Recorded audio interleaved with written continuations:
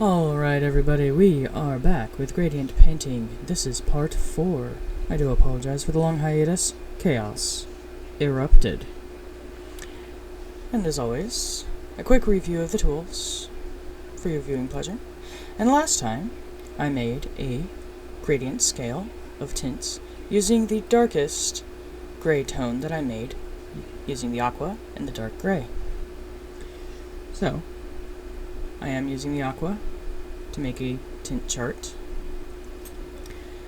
First things first, get everything set up how I like it. And then, the magic begins. Going to make a quick bounding box. And I love how sometimes there's a swirl in the paint when I take the cap off. It's fun.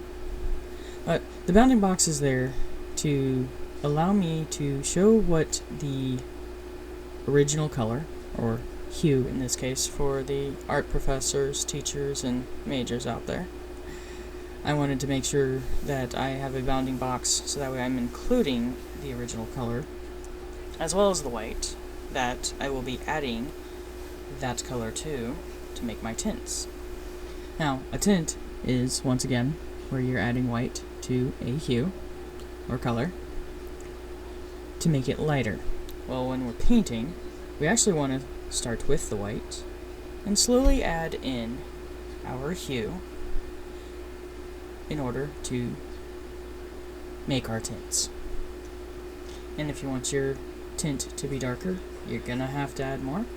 And if you want it nice and light, just add less. Try for one drop at a time whenever possible, so that way you can control how much you've got when it comes to setting it up.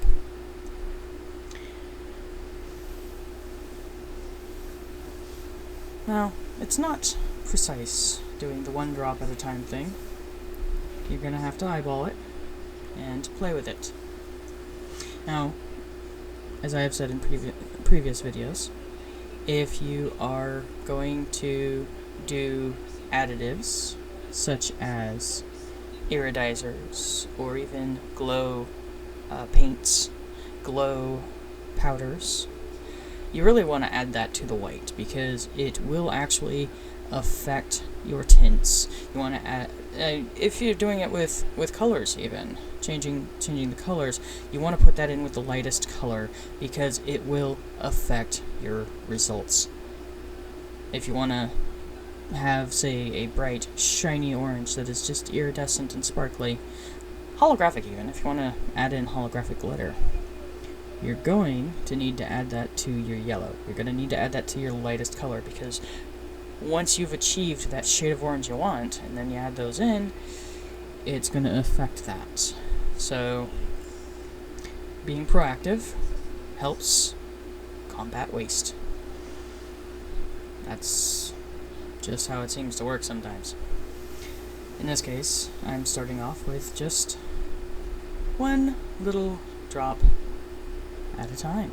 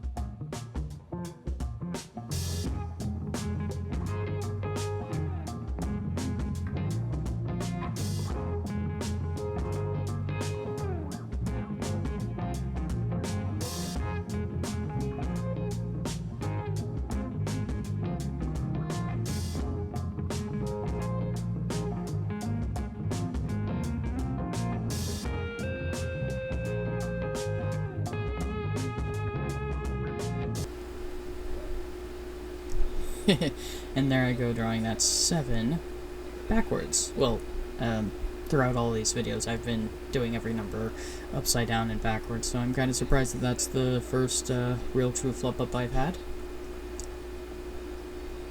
Not bad.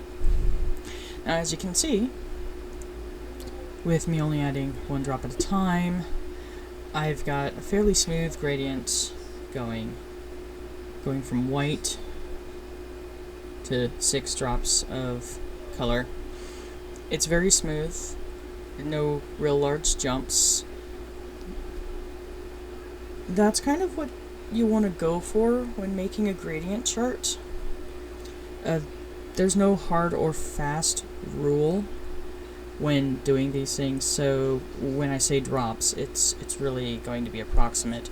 You're going to find what works best for you, and if you're using a different brand of paint than me, or even if you're using the same one and it's a little thicker or a little thinner, depending on the type of viscosity you need for your project, you're going to actually figure that out on your own through trial and error. Sometimes in art there are no hard or fast rules, and everything is approximate and very much ballpark. But something that does tend to be true throughout all of this is the more hue you add to your white, to your light gray, to make your tint or your light gray tones, your lighter tones, the more you add, the faster the color change is going to add. And that's just the truth.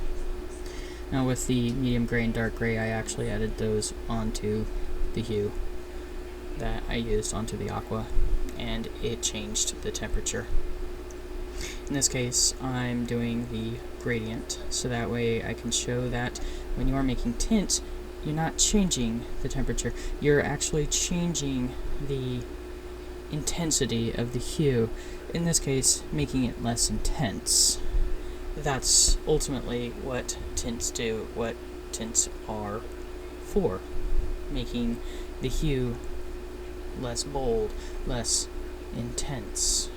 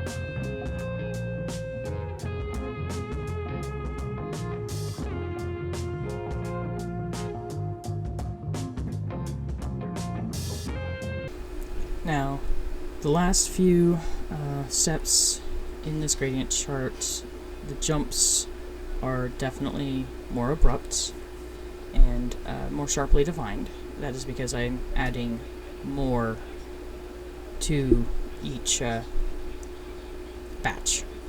So I went from doing 1 drop at a time to 2 drops at a time, with jumping from 8 to 10, 10 to 12, and then 3, 12 to 15, 12 to 18, and then up to 4. Now, here's the comparison between the two color charts, going from lightest to darkest, of the gradient of tints using the darkest aqua gray tone that I made, using the same aqua that I am doing with the tint gradient that I just finished up in this video. As you can tell, this is pretty warm. It's rather nice. It doesn't change temperature. With this one, it's cool, and that's because the original that was used were cool, because it changes the temperature. And the same thing happens with the light gray. It cooled it down just a little bit as well. So here's what the gradient looks like for tones for gray. And then the tints using that same dark aqua tone. And again, with the pure aqua, the temperature has not changed. Now, if you like what you see here and want to see more, like and subscribe. Till then, see you later.